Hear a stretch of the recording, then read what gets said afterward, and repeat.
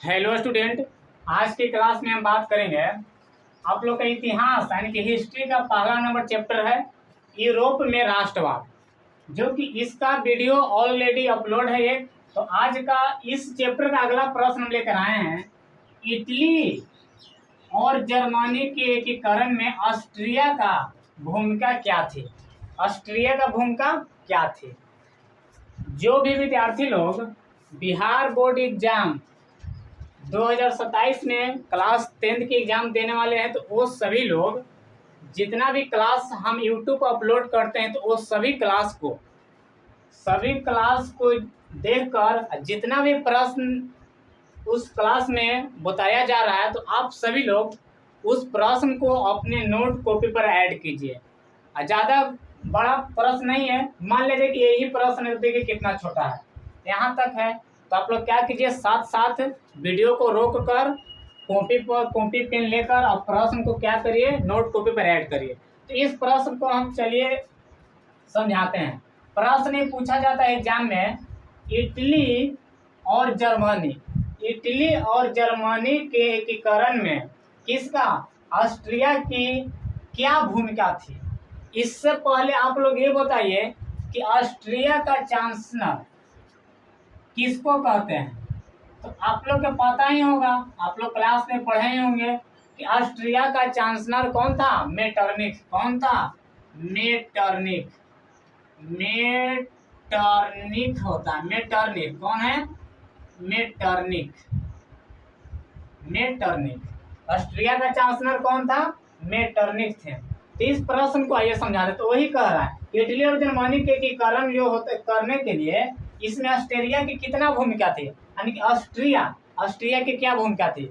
इसमें उत्तर लिखिएगा इटली और जर्मनी के एकीकरण में ऑस्ट्रिया राष्ट्रवादी भावनाओं को दबाने का कार्य किया था। क्या किया था, कार्य किया था।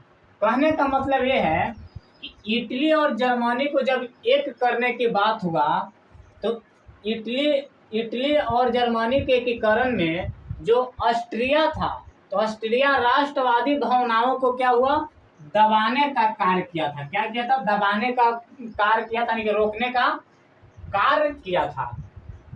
लेकिन राष्ट्रवादी भावनाओं और क्या हुआ, मजबूत हुई। राष्ट्रवादी भावनाओं क्या हुए, और मजबूत हुई। पैराग्राफ चेंज करके लिख दीजिएगा, ऑस्ट्रिया का चांसलर, अभी बताए ना, इससे पीछे जस्ट बताएं कि ऑस्ट्रिया का चांसलर कौन, मेटरनिख। यहाँ लिखा भी है, पैराग्राफ चेंज कर कि ऑस्ट्रिया के चांसलर मेटरनिख के द्वारा किए जा रहे आर्थिक शोषण से इन क्षेत्रों की जनता नाराज थी। और आप लोग इसके बारे में शुरू से ही, जब यूरोप के राष्ट्रवाद का पहला क्लास जब चला था, आप लोग के लिए क्लास में पढ़ाए होंगे सर लोग, तो शुरू से ही बताए हैं कि ऑस्ट्रिया का चांसलर मेटरनिख कैसा व्यक्ति था। मेटरनिख लुई 16वां और लुई 18वां, वे सब तो मेटरनिख एक प्रकार का ये भी क्या था, एकदम निरंकुश और एकदम खराब व्यक्ति था। तो इनके द्वारा जो किए जा रहे हैं आर्थिक शोषण से क्या थे, इन क्षेत्रों से जनता क्या थे, नाराज थी। जनता क्या थे, नाराज थी, जिससे वह एकीकरण के लिए प्रेरित हुई और अंततः इन देशों का एकीकरण, ये होना चाहिए, इन देशों का एकीकरण, इन देशों लिख दीजिएगा यहाँ पे, इन देशों का एकीकरण संभव हो गया। इन देशों का एकीकरण क्या हो गया, संभव हो गया। तो ये प्रश्न 2 नंबर का पूछा जाता है कि 2 मार्क्स में आता है प्रश्न। तो आप लोग के 2 मार्क्स के लिए इतना आंसर लिख दीजिएगा, काफी है और बहुत अच्छा सटीक आंसर है, सटीक जवाब है, सटीक आंसर है। तो इतना उत्तर लिख दीजिएगा जब इस प्रश्न को पूछा जाएगा। देखिए एग्जाम में क्वेश्चन बैंक आप लोग जाइए पलट कर देखिए, इस प्रश्न को क्या है पूछा गया है कि इटली और जर्मनी के एकीकरण में ऑस्ट्रिया का भूमिका क्या थी। अब छोटा सा पॉइंट लेकर आए, छोटा सा पॉइंट आप लोग समझिएगा, बता देते हैं। छोटा सा पॉइंट इसमें है क्या है, विक्टर इमैनुएल तथा काउंट काबूर का योगदान थोड़ा समझा देते हैं, और इसका पूरा वीडियो हम अगला क्लास में आप लोग क्या कहते हैं अपलोड कर देंगे। थोड़ा समझा देते हैं। विक्टर इमैनुएल जो है और काउंट काबूर क्या है, काउंट काबूर का क्या योगदान था, देखिएगा। विक्टर